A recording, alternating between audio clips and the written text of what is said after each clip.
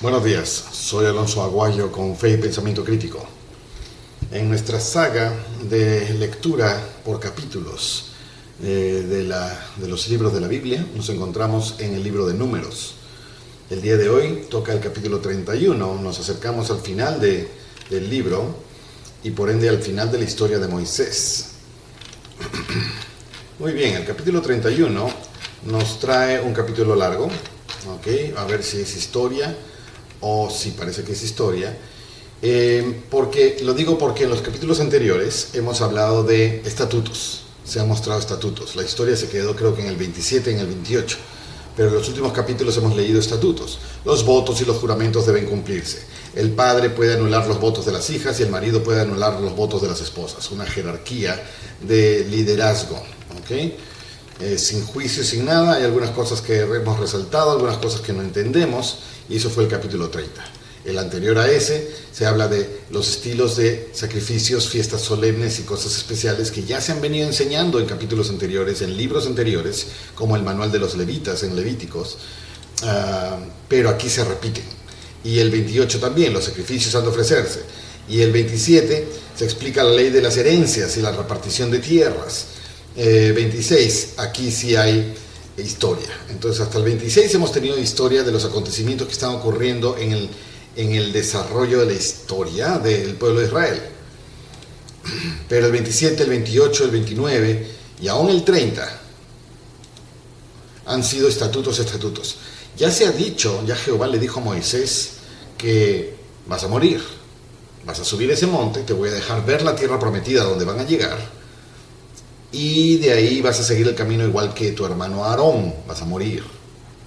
Y Moisés le ruega, por favor, señala o escoge un sucesor para que pueda este pueblo tener guía. Entonces se escoge a Josué, su asistente, su fiel escudero, su jefe militar, su acompañante, todo lo que ha venido siguiéndolo Josué a Moisés. En perfil bajo, pero ahora viene a ser el siguiente sucesor. Tremenda posición. Mucho más alto nivel de sacerdocio y dirección que el del mismo Aarón o el sumo sacerdote del templo, ¿no es cierto? Entonces Moisés pareciera que en los últimos capítulos está haciendo el último recuento, el último discurso, el último recordatorio a todos de todo lo que deben cumplir, todo lo que se ha hecho sagrado durante estos 40 años viajando por el desierto. Y es importante que lo cumplan, porque en el momento en que dejan de cumplirlo, Dios deja de estar con ustedes y eso los convierte en una fácil presa del resto de los pueblos, y van a destruirse entre ustedes mismos y encima de los castigos que Dios traiga, porque ustedes están bajo convenio. Parece ser el último discurso. El 31 es donde entramos ahora y continuamos con la historia aparentemente. Dice: y Jehová habló a Moisés diciendo: haz la venganza de los hijos de Israel contra los madianitas, después serás recogido con tu pueblo. Recogido yo lo entiendo como te llevaré a mi lado, morirás, pasarás al otro lado, pero con tu pueblo supongo que no se refiere a eso. Ahora, la venganza de los hijos de Israel contra los madianitas está hablando de lo que ocurrió en capítulos anteriores, de que el pueblo de Israel llegó a las fronteras de Moab, donde están allí los moabitas y también los madianitas, y habían mujeres hermosas y empezaron a seducirse entre unos y otros y a contagiarse y empezaron a seguir a los dioses de esos pueblos, los madianitas. Parece que los madianitas habían planificado: vamos a torcer sus ideas con nuestras ideas. Y hubo una venganza terrible interna. Más de 3.000 personas fueron ejecutadas por adoración a otros dioses, estando bajo convenio con Jehová, solamente por seguir la belleza de una mujer o las seducciones de lo fácil y lo atractivo. Entonces el Señor, después de limpiar el interior, dijo: ahora hay que vengarnos contra estos madianitas que han pretendido vuestra corrupción. Entonces, versículo 3: entonces Moisés habló al pueblo diciendo: armad a algunos de vosotros para la guerra, y vayan contra Madián, y hagan la venganza de Jehová en Madián. Enviaréis a la guerra 1,000 de cada tribu, de todas las tribus de los hijos de Israel, 12,000 soldados. Así fueron dados de los millares de Israel, 1000 por cada tribu, 12.000 en pie de guerra. Son 12 tribus. Y Moisés los envió a la guerra, 1000 de cada tribu envió. Y Finés, hijo de Eleazar, el sacerdote, fue a la guerra con los utensilios sagrados y con las trompetas en sus manos para tocar. Finés es el nieto de Aarón. Aarón, el hermano de Moisés, primer sumo sacerdote oficiatorio de los encargos del templo. Él tuvo un hijo, tuvo 4, pero ahorita estamos hablando de uno llamado Eleazar. Este Eleazar heredó el sumo sacerdocio cuando Aarón, su padre, muere. Y ahora Eleazar es el sumo sacerdote, el cual tiene un hijo. Este hijo se llama Finés. Y Finés entró a nuestra historia en la limpieza del pueblo cuando empezaron a adorar otros pueblos por contagio de Madián, de los madianitas. Finés fue uno de los sacerdotes, pero de armas tomar, que agarró y con una lanza atravesó a uno de los israelitas con su amante madianita. A los dos los atravesó en venganza de la prevaricación, del pecado, de la maldad que se estaba haciendo allí en ese momento delante de ellos.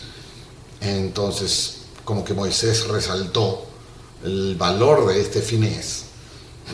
Y ahora Finés está yendo como sacerdote, siempre sacerdote, pero a la guerra, llevando los utensilios sagrados del templo, los que convino llevar, supongo, y las trompetas en sus manos para tocar. Habíamos hablado de las trompetas de plata que se iban a hacer y las señales que iban a hacer cuando es reunión, cuando es asamblea, cuando es llamado de líderes, cuando es guerra y todo eso, ¿no? Entonces Finés está a cargo de eso en esta invasión. Y pelearon contra Madián, como Jehová lo había mandado a Moisés, y mataron a todo varón. Además de esas víctimas, mataron también a los reyes de Madián, Evi y Rekem y Sur y Ur y Reba, 5 reyes de Madián. ¿Qué clase de gobierno era ese? También a Balaam, hijo de Beor, mataron a espada. Balaam no era el profeta de Moab, el que terminó bendiciendo a Israel en vez de maldiciéndolo como su rey Balac quería. ¿Este no era Balaam? No creo, ¿no? También a Balaam, hijo de Beor. Uy, ya me confundí.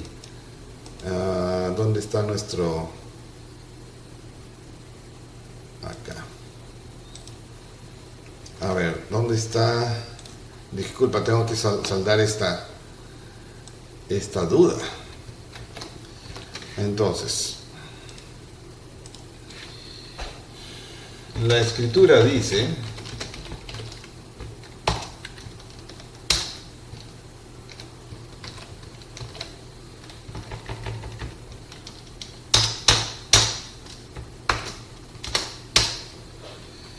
Este Balaam es el mismo Balaam, profeta de Moab, quien bendijo a Israel a pesar que su rey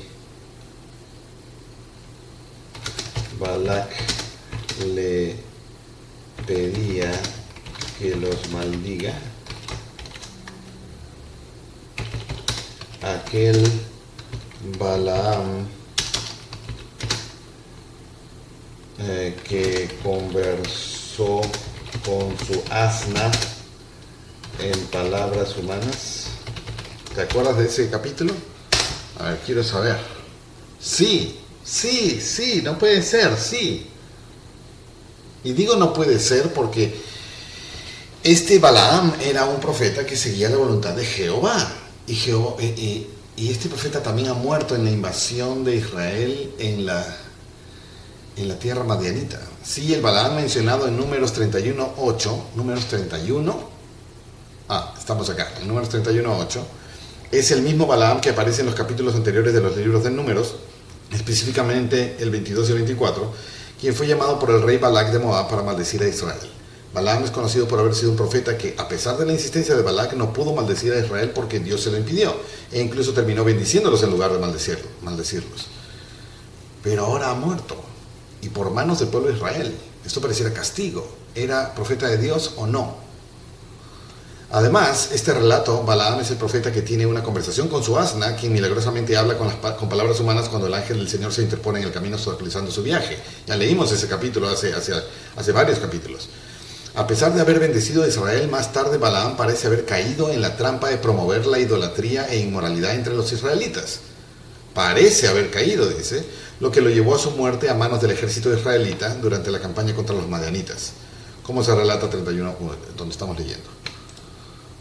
Tenemos que suponer que Balaam, el profeta, no de Israel, pero en el pueblo de Moab, que hizo la voluntad de Jehová,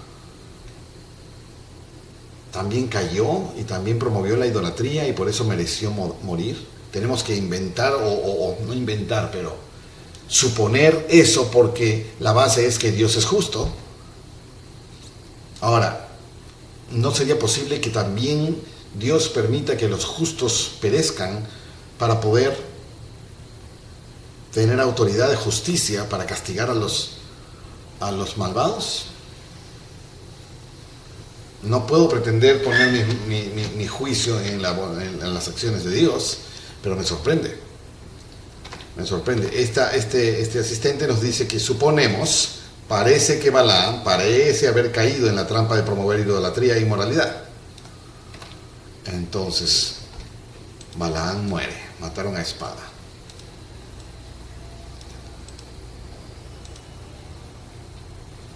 Ser justo, ser santo, no es garantía de tener éxito. Eso sí lo tengo claro, porque incluso los profetas mismos y muchos seguidores de Dios, vaya que la pasan mal. Pero la promesa no es pasarla bien. La promesa es ser merecedor de la promesa. La promesa no es necesariamente en nuestro tiempo, de nuestras ganas, es en el tiempo de Dios. Y el tiempo de Dios puede incluir incluso fuera de esta vida, en la próxima vida. Todos estamos aspirando y esforzándonos por llegar a la presencia de Dios. ¿Cuándo? ¿Ahora? ¿En esta vida? ¿Antes que me muera? No, en la próxima vida. Entonces, morir acá no es nada más que un paso para la siguiente vida. Por lo tanto, para Dios la muerte no es nada más que eso, un paso. Por lo tanto, el cumplimiento de su promesa por nuestra bondad, santidad y justicia podría cumplirse después. Y a los ojos de los que estamos acá, este fue bueno y Dios lo mató. Entonces, ¿Dios no existe o Dios es malo? ¿O él no era realmente bueno, esta persona?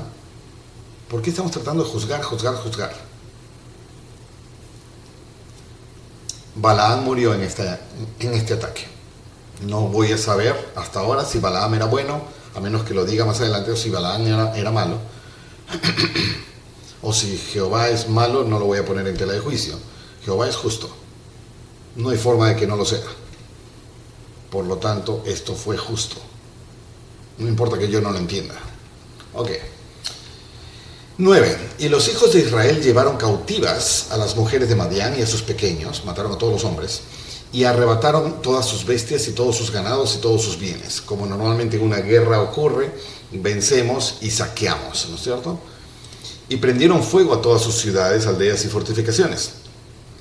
Y tomaron todo el despojo y todo el botín, tanto de hombres como de bestias. Y a Moisés, el sacerdote Eleazar, el sumo sacerdote, y a la congregación de los hijos de Israel, trajeron los cautivos el botín y los despojos. Y a Moisés y a Eleazar y a la congregación trajeron los cautivos, los prisioneros, el botín y los despojos, al campamento de los llanos de Moab. Ahí estaban acampados, que están junto al Jordán, frente a Jericó. Frente a Jericó. Acá hay algo que se llama Jericó. Pero es en otros lados, pues.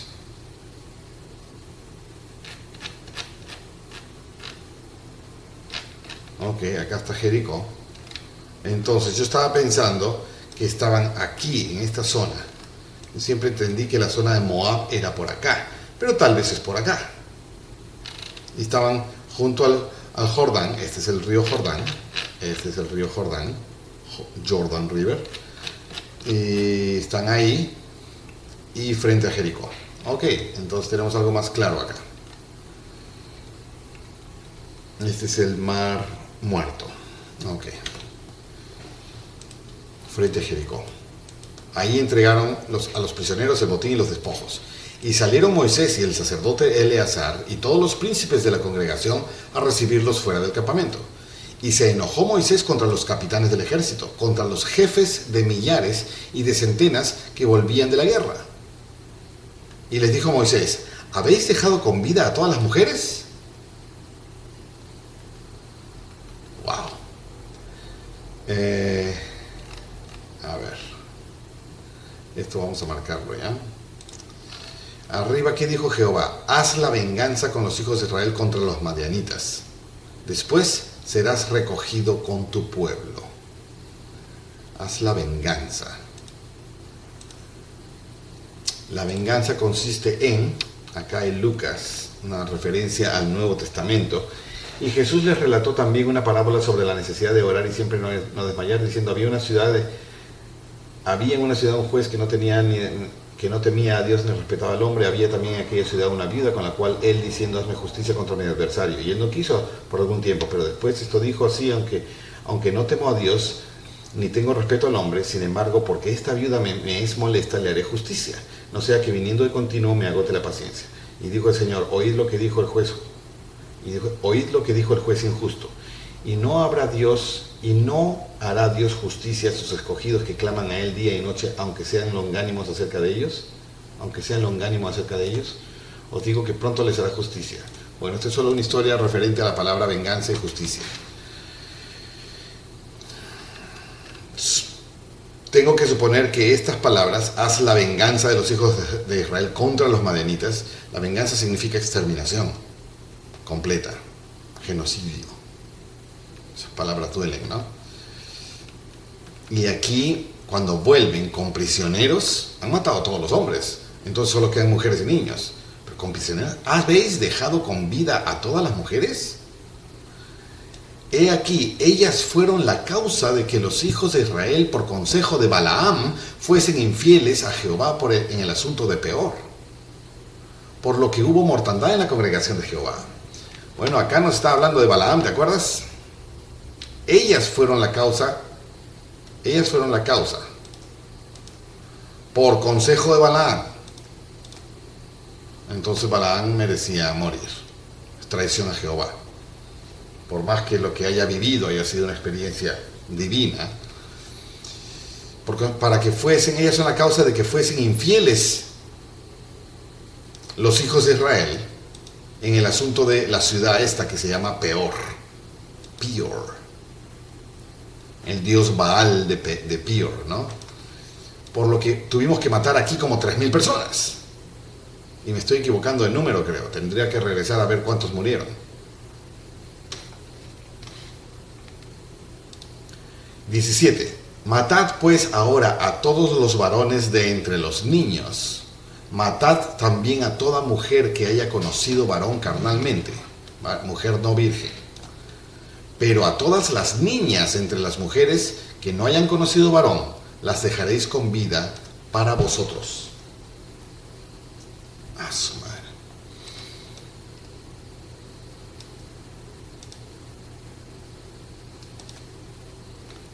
Y quedaos vosotros fuera del campamento 7 días, y todo el que haya matado a una persona y todo el que haya tocado muerto, os purificaréis al 3er día y al 7º día, vosotros y vuestros cautivos.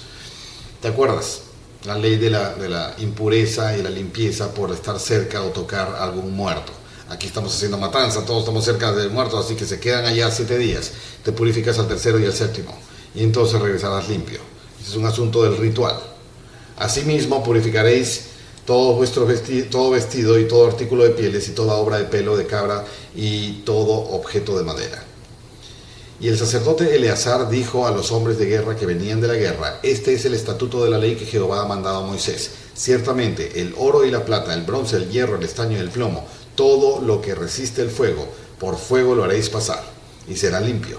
Bien que en las aguas de purificación habrá de purificarse, pero haréis pasar por agua todo lo que no resiste fuego.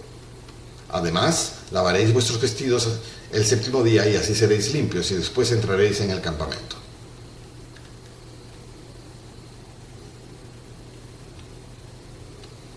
Ok, estas son instrucciones ritualísticas. Pero el 18 me mata. El 18 me da. Pero todas las niñas entre las mujeres que no hayan conocido varón, todas las vírgenes y niñas, las dejaréis con vida para vosotros.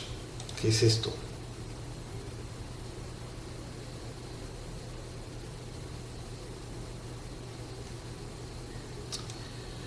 No quiero pensar por mí mismo. No quiero pensar por mí mismo. A ver, ¿por qué no quiero pensar por mí mismo? Porque tengo la tendencia a pensar mal y no quiero dar espacio a eso.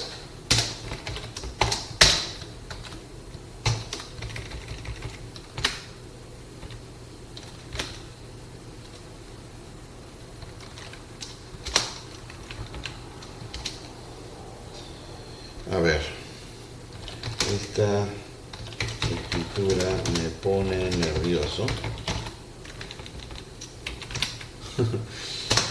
porque me parece estar condonando el asesinato a inocentes, el genocidio e incluso la pedofilia, tomando a niñas para ellos. Dame la correcta explicación de estos versos para no sentir el asco que estas escrituras provocan dentro de mí.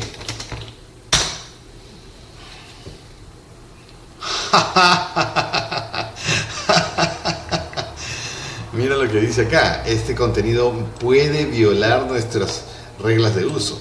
Uy, uy, uy. Sin embargo, hay respuestas acá. Ahora, sabemos que este asistente está totalmente filtrado, que hay cosas que no debe decir, políticamente incorrectas, y dada esta época de opresión de la primera enmienda, de la libertad de expresión y el izquierdismo metiéndose en todo para limitar la opinión real de las cosas, porque se ofende a alguien importante. Entonces, las respuestas están filtradas. No esperaba meterme en temas tan controversiales, pero vamos a ver. Es comprensible que estos versículos puedan causar una fuerte reacción emocional, ya que tratan sobre acciones que parecen difíciles de conciliar con una visión de justicia y bondad. Para abordar esto de manera adecuada es importante considerar algunos contextos históricos, culturales y teológicos. Es lo que espero. Aquí te ofrezco una perspectiva que podría ayudar a interpretar estos pasajes. Contexto histórico.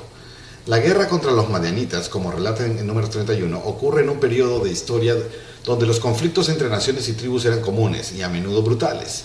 La forma de guerra en la antigüedad era muy distinta a los estándares que hoy en día consideramos aceptables. Cierto, y podría haber pensado eso espontáneamente si no estuviéramos hoy usando los mismos argumentos para justificar los mismos tipos de acciones, atrocidades. Entonces ellos se justifican en esto, y esto es la justificación para esa época, pero también entonces para esta época. Tengo que justificarlos a ellos de hoy por esta regla antigua, porque así era antes. No hemos crecido nada. A ver, en este contexto, las decisiones que hoy pueden parecer atroces eran lamentablemente parte de la realidad de los pueblos antiguos, tanto en Israel como en otras naciones. Acepto el párrafo, pero no me cuaja con el hoy.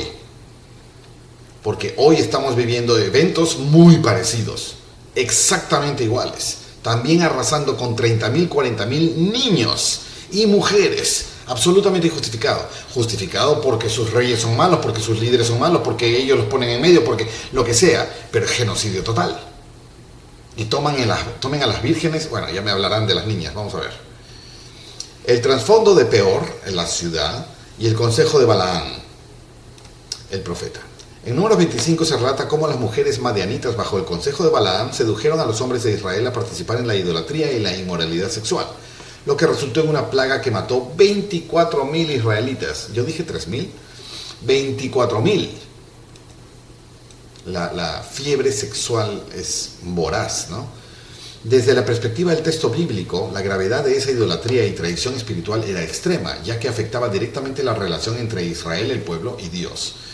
Algo considerado fatal para la existencia del pueblo. Moisés estaba reaccionando a esta situación. Para eso era la venganza. Estoy de acuerdo, entiendo eso. Interpretación teológica. En la cosmovisión bíblica, o sea, en el macro de las cosas, la idolatría y la traición al pacto de Dios eran pecados gravísimos, y los líderes israelitas actuaban en obediencia a lo que creían eran órdenes divinas para purificar a la nación. Sin embargo, hay que recordar que las Escrituras no solo cuentan la historia de lo que hizo el pueblo de Dios, sino también reflejan los errores y los conflictos humanos. Algunos estudiosos sugieren que la brutalidad de estos episodios no debe ser vista como el ideal de Dios, sino como parte de un proceso histórico complicado y a veces imperfecto. Esa idea está aceptable, sin embargo, siempre por sus frutos los conoceréis. La pregunta es, si hicieron mal, entonces Dios se aleja, Dios castiga. Pero si Dios no se aleja y no castiga, entonces asumimos que hicieron bien.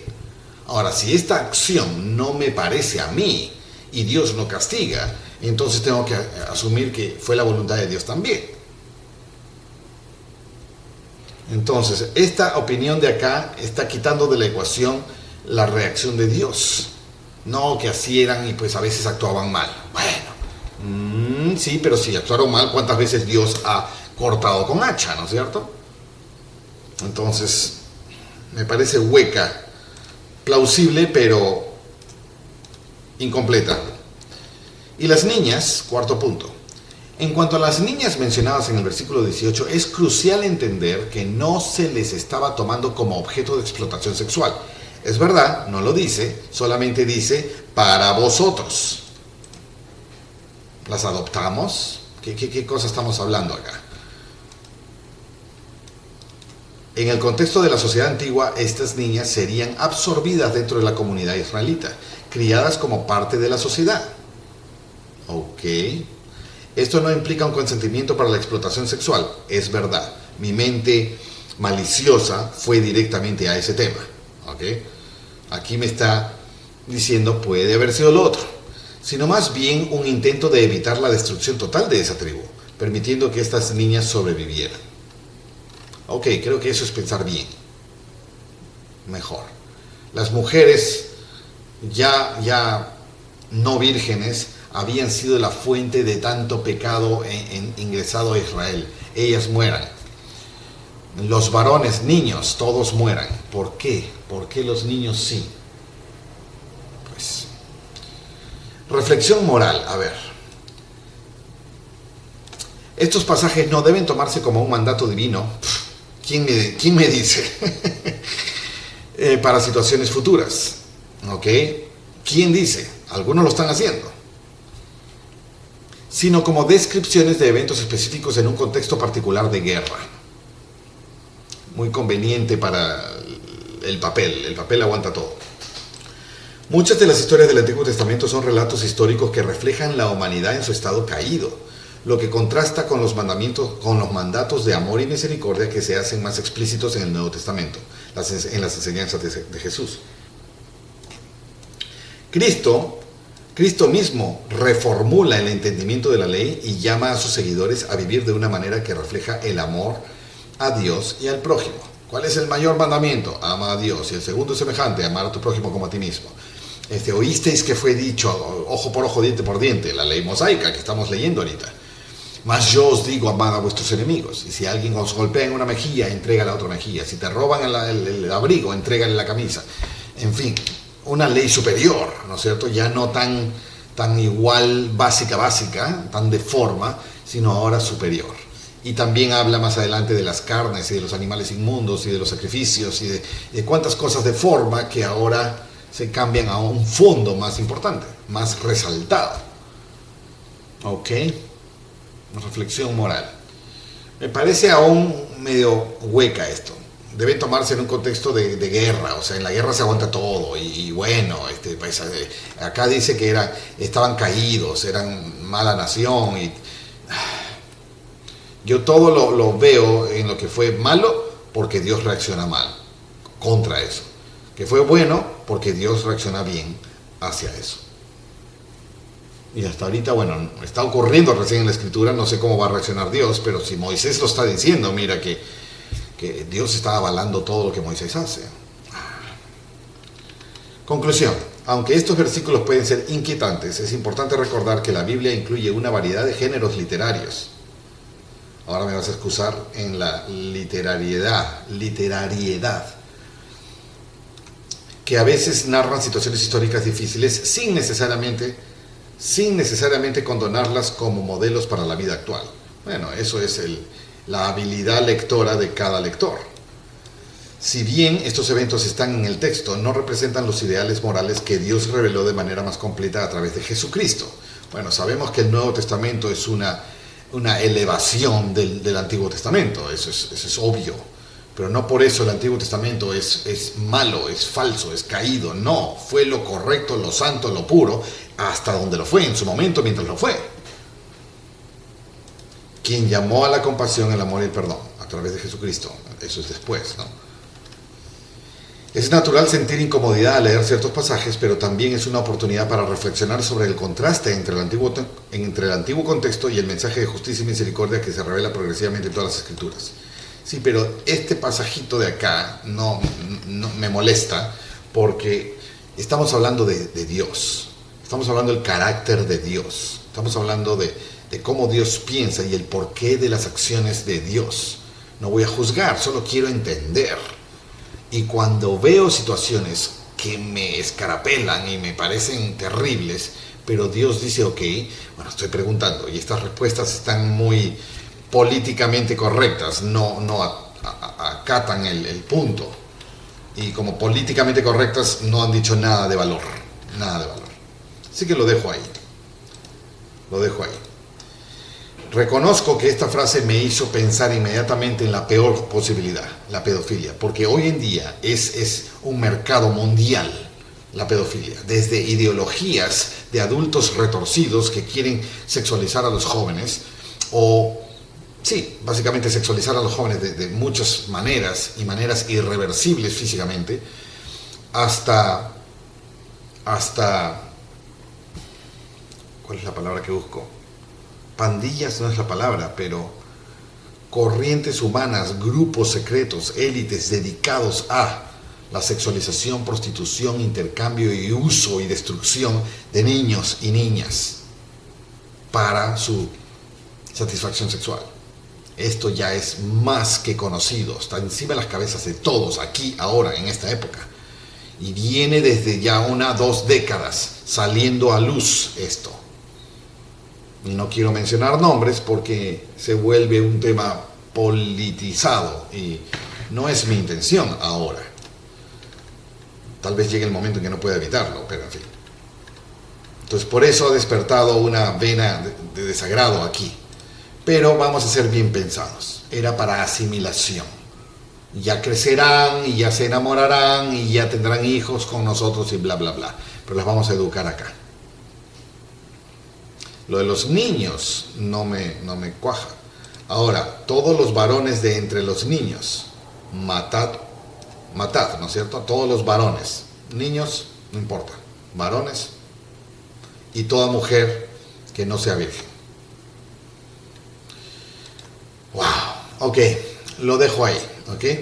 Lo dejo ahí.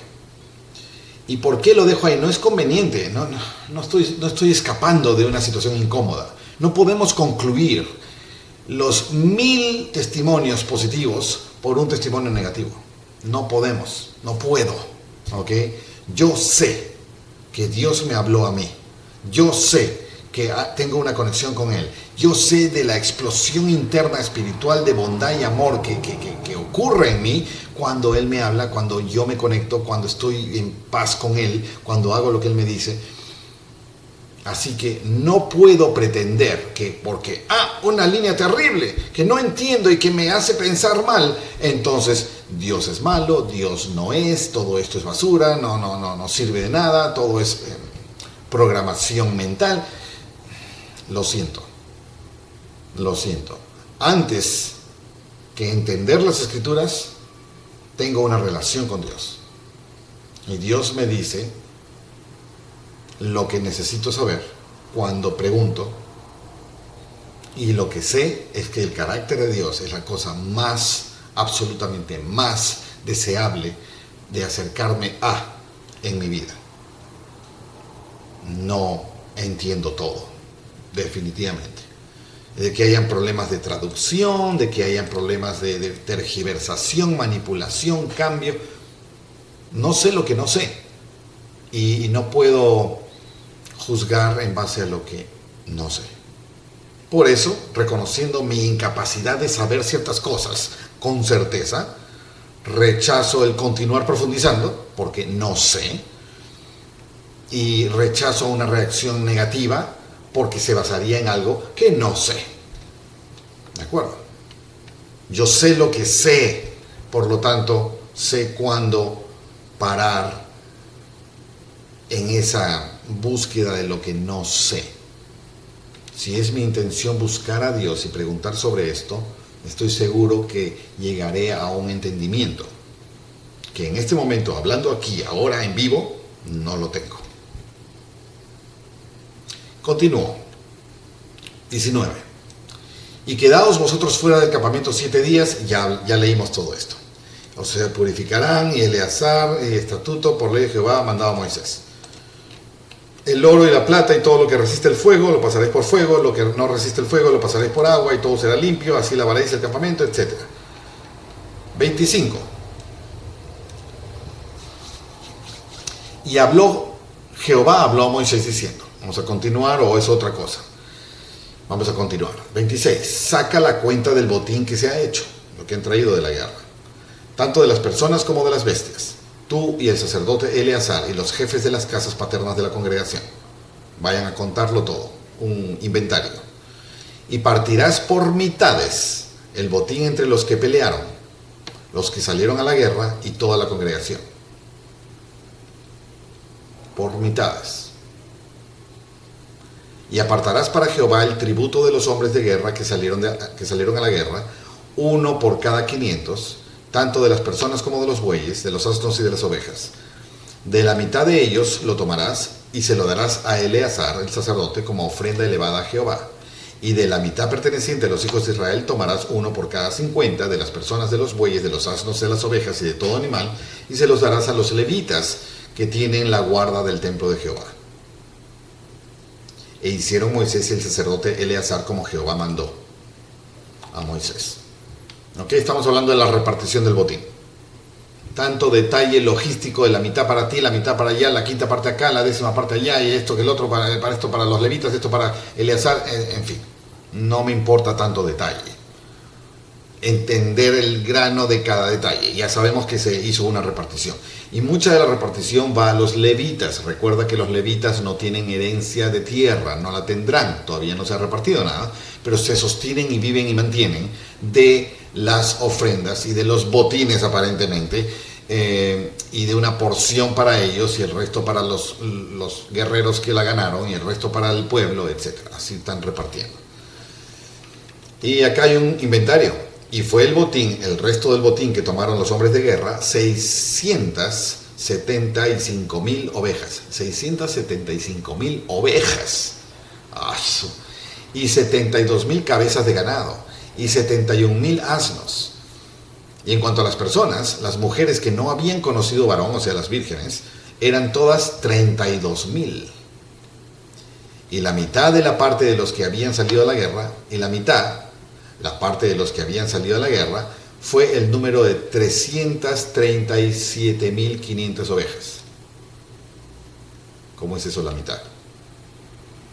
Pero bueno, 670, entonces 337. Ok, 375, esa es la mitad, ¿no es cierto? Está muy bien. Y el tributo de las ovejas para Jehová fue de 600 675. El tributo, 675 de 675.000. Estamos hablando del 1%. ¿Es el 1% o el 10%? No, sería 67.000. Y acá es... A ver, vamos a ver. Vamos a ver. Tenemos acá este número y tomaron 665.000 ovejas. Y acá tenemos el número de 337.500. ¿No es cierto? Entonces, a ver, ¿cómo es? 675.000 entre 2, 337.500. Y aquí está, 337.500. ¿Ok? Muy bien.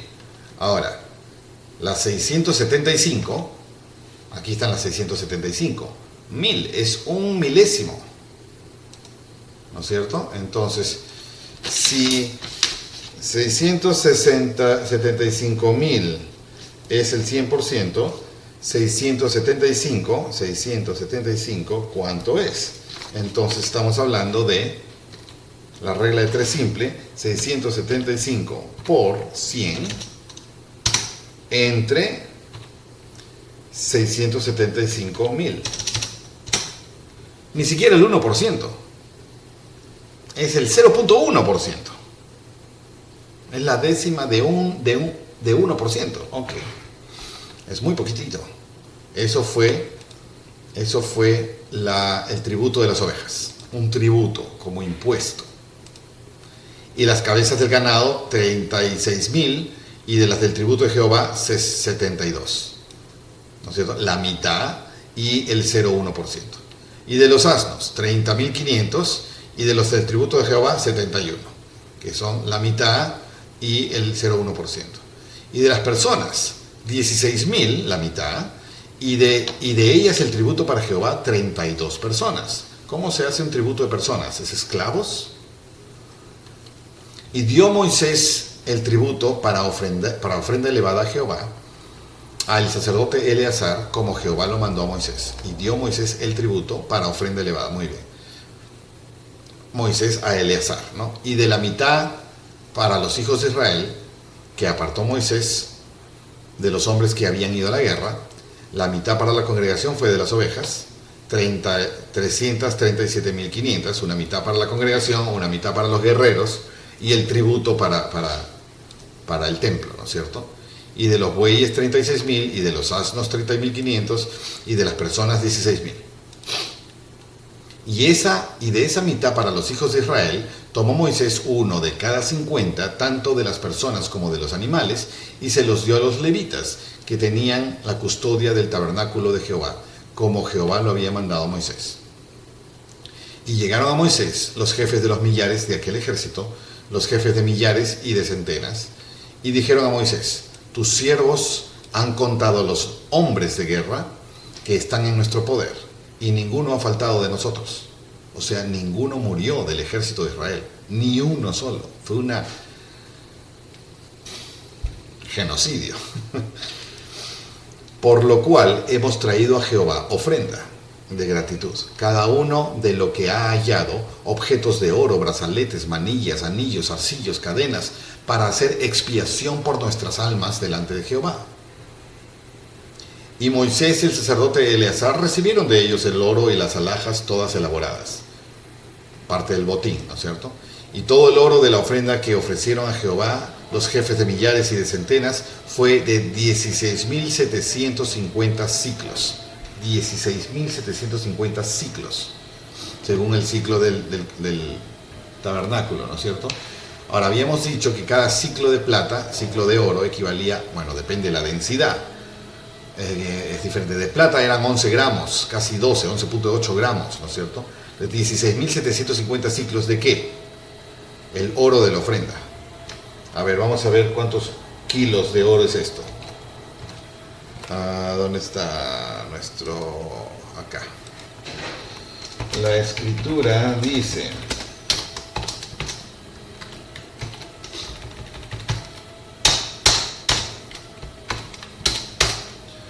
¿Cuánto vale el ciclo de oro de esa época convertido en gramos de oro de nuestra época? A ver, en la época bíblica, el ciclo o shekel era una medida de peso. Aquí está, 11.4 gramos, aproximadamente. Entonces, 16.760 ciclos, ya por la escritura que acá he citado, de 11 gramos equivale a 190.000 gramos. Eso es, 16.000 ciclos de oro equivaldría a 190.000 gramos de oro. 190.000 gramos, ¿cuánto es? 100 gramos, 1000 gramos es un kilo. Entonces, 190.000 gramos entre 1000 es 190 kilos, ¿no es cierto? Casi 200 kilos, 191 kilos de oro. ¿Ok? Es un montonazo de oro. Ok. Es unas 200 kilos de oro. Los hombres del ejército habían tomado botín cada uno para sí. Esto fue una ofrenda. Recibieron pues Moisés y el sacerdote Eleazar el oro de los jefes de millares y de centenas y lo llevaron al tabernáculo de reunión como recordatorio para los hijos de Israel delante de Jehová. 200 kilos de oro en alhajas y joyas. Un capítulo sangriento. Un capítulo sangriento. Ahora, opino que recién nos estamos exponiendo a las historias sangrientas del pueblo de Israel. Porque en los capítulos anteriores, en un solo capítulo nos dijo que ya habían avanzado por 40 años, en un solo capítulo nos dijo que ya habían conquistado un montón de ciudades y no se dio más detalle. ¿Cuánta sangrienta actividad ha habido? Y todo esto apoyado, motivado, direccionado por el mismísimo Jehová. Y hemos establecido que la razón por la que Jehová usó a Israel como martillo sobre toda esa área era por la idolatría que había en esa área. Entonces, idolatría no es perdonada. El mismo Jehová ha hecho eliminar miles y miles de personas dentro del mismo Israel por fallar a su convenio, por idolatría, por perversiones, por sexualidad, por levantar leña el día de reposo, caramba. Okay, entonces hay un nivel de estricticidad y rigurosidad y tremendamente grave, marcado. Okay, y eso encaja con el carácter de Dios. Y ante una mentalidad esclava, como era la tendencia de la mentalidad israelita, que venían de 400 años de esclavitud con Egipto, ahora están 40 años y han pasado de esa esclavitud de dioses falsos a la esclavitud del Dios verdadero, que solamente saben premio y castigo, premio y castigo, premio y castigo, es lo único que entienden. Una vez que vayan entendiendo el fondo y vayan entendiendo lo espiritual de ello, entonces dejaremos las formas de lado y el fondo será lo importante. Serás capaz de gobernarte a ti mismo, sin tanta rigurosidad, pero la justicia sigue siendo la misma, las leyes de santidad siguen siendo las mismas para llegar a la presencia de Dios y no hay forma de burlar a Dios en el respecto. Puedo burlar al resto del mundo, tal vez hasta a mí me pueda convencer de ciertas cosas, pero a Dios no hay forma. Entonces, esta es una época para poder transformar una mentalidad de esclavos, como era el pueblo de Israel. 430 años esclavos. Ahora, al Dios de Israel hay que seguir. Y a nivel de mente de esclavos. ¿Cuánto tiempo va a tomar para transformar la mente de esta sociedad a una mente libre, pujante, con iniciativa propia de mejora y hacia la pureza? ¿Otros 400 años? Apenas han pasado 40, donde han aprendido a obedecer calladitos, como esclavos, obedecer calladitos. Premio y castigo, es lo único que entienden. Y si yo soy el Dios de ellos, pues tengo que hablarles en el idioma que entienden. Alguien sale un pelo de lo desviado, ¡pum!, muerte. Alguien hace algo bueno, ¡pum!, premio. No entienden otra cosa. Otros 400 años para que empiecen a entender. Vamos a leer este libro y nos va a llevar por 400, por 800, por 1000 y tantos años, 1100 años más o menos. Y vamos a ver que no. Israel se va a volver malo. Israel se va a volver bueno. Israel se va a volver malo y su mentalidad tuvo que llegar hasta el día en que Jesús viene y ya hay religiones competitivas salidas de estas mismas reglas, como los fariseos, los saduceos, dos religiones competidoras de más feligreses uno con otro, que seguían la misma ley mosaica, unos más estrictos que otros, otros con una aplicación diferente a la otra, y se consideraban los policías del pensamiento y los policías de la dignidad, y juzgaban a cualquiera, y eran parte del gobierno. Y Jesús viene a desbaratar todas estas ideas, y tuvieron que ser tan duros, pero duros, de mentalidad de piedra, como para eliminarlo en vez de aprender. Pero por lo visto ya estaba listo el mundo, el pueblo de Israel y el resto del mundo, para después la predicación, ya estaba listo para recibir una ley de fondo, más de fondo, superior. Tendremos 1000 de oportunidades de discutir este tema en las futuras lecturas que nos vienen. Así que vamos a dejar el capítulo acá. Ha sido un capítulo duro, no lo niego. Y cuando algo es sacudidor de las bases personales, la recomendación es que la distancia, como dice el dicho, mi madre decía, la distancia más corta de mi corazón al cielo es la misma distancia, no más corta, la distancia de mi corazón al cielo es la misma distancia que hay de mi rodilla al suelo. O sea que cuando te arrodillas, buscas y encuentras y te conectas y encuentras. Cuando alguno tiene duda, busque la de Dios. Como dice el dicho no, la escritura en el Nuevo Testamento. Y si alguno de vosotros tiene falta de sabiduría, pídala a Dios, el cual da a todos abundantemente y sin reproche. Y si pide con fe, le será dada. ¿Okay? Eso es lo único que queda cuando nos encontramos en una situación de duda. Y no sé, y quiero saber. Y estoy dispuesto a seguir el comando que viene con la respuesta. Porque si pregunto pero no estoy dispuesto a obedecer lo que recibo de respuesta, entonces ni respuesta recibiré. No vaya a ser que vaya a ser más condenado por recibir respuesta y no hacerla. Muy bien, me callo. Ha sido muy interesante este capítulo. Nos veremos en el próximo capítulo, que supongo no va a ser menos duro.